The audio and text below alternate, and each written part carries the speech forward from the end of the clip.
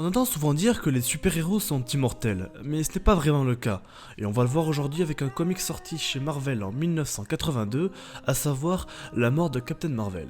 Dans l'univers Marvel, la mort est une entité qui est d'ailleurs convoitisée par quelques personnages importants, dont par exemple Deadpool ou encore Thanos, et cette dernière, bien qu'elle puisse prendre d'apparence humaine, est l'incarnation abstraite de la mortalité et donc la fin de toute existence. Elle peut donc tuer ou ressusciter un être de son choix. La mort, comme beaucoup d'entités cosmiques, est omniprésente et omnisciente, et rien ne peut lui être caché. On verra plus tard dans le comics que la relation avec la mort et Captain Marvel est bien particulière, mais avant tout, revoyons ensemble les origines du personnage de Captain Marvel.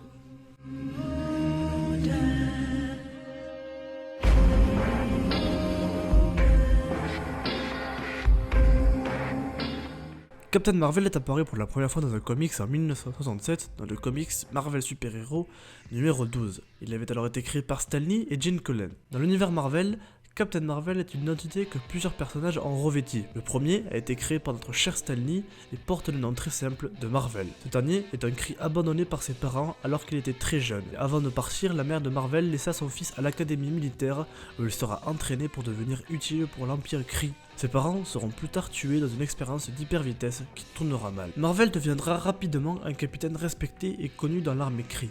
Il effectuera plusieurs missions jusqu'au jour où il fut envoyé sur Terre en tant qu'espion pour voir si la Terre n'était pas de danger pour l'Empire Kree. Un jour, son supérieur, Yon Rogg, décidera d'enclencher la sentinelle numéro 459 pour tuer Marvel, qui était amoureux, comme lui, de Una, une autre Kree.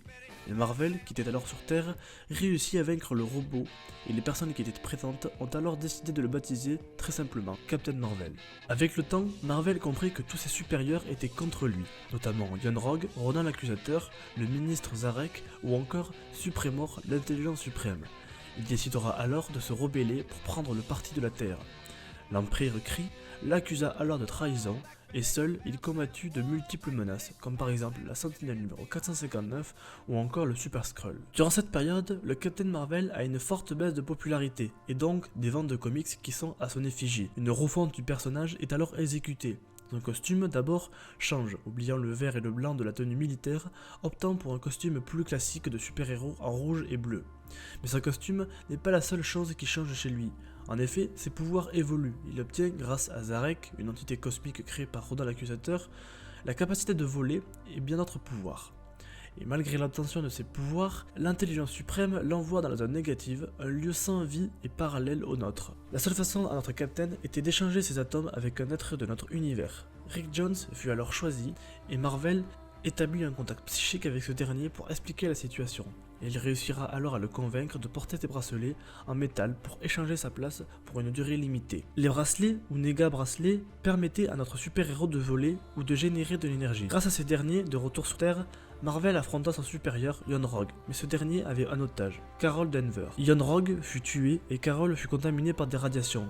Elle acquit ultérieurement des pouvoirs pour devenir Miss Marvel, ainsi que costume rouge et noir semblable à celui de Marvel. Après plusieurs aventures, Marvel et Rick réussirent à vivre dans la même dimension. Grâce à l'entité cosmique Aeon, Marvel fut désigné comme étant un protecteur de l'univers, et il acquit donc la conscience cosmique de l'espace en général, lui permettant d'anticiper les actions et les mouvements de ses adversaires, ainsi qu'une adresse et des réflexes décuplés. Maintenant que vous savez suffisamment de choses sur le personnage, parlons de sa mort.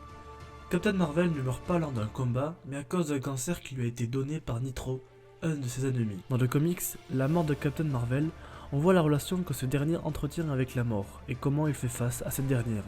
Mais on voit aussi la réaction de ses nombreux alliés, qui sont impuissants face à cette mort imminente, qui range peu à peu, chaque instant, la santé de Marvel. Dans le comics, on voit aussi Rick Jones, qui essaye tant bien que mal de trouver une solution pour sauver son ami et partenaire d'antan, mais il n'y parviendra pas, et Marvel meurt de son cancer. Et voilà, c'est tout pour aujourd'hui, j'espère que vous avez aimé la vidéo. Si c'est le cas, n'hésitez pas à laisser un pouce bleu, à vous abonner si ce n'est pas déjà fait. Vous pouvez aussi me suivre sur Twitter. C'était Monsieur Bucky pour vous servir.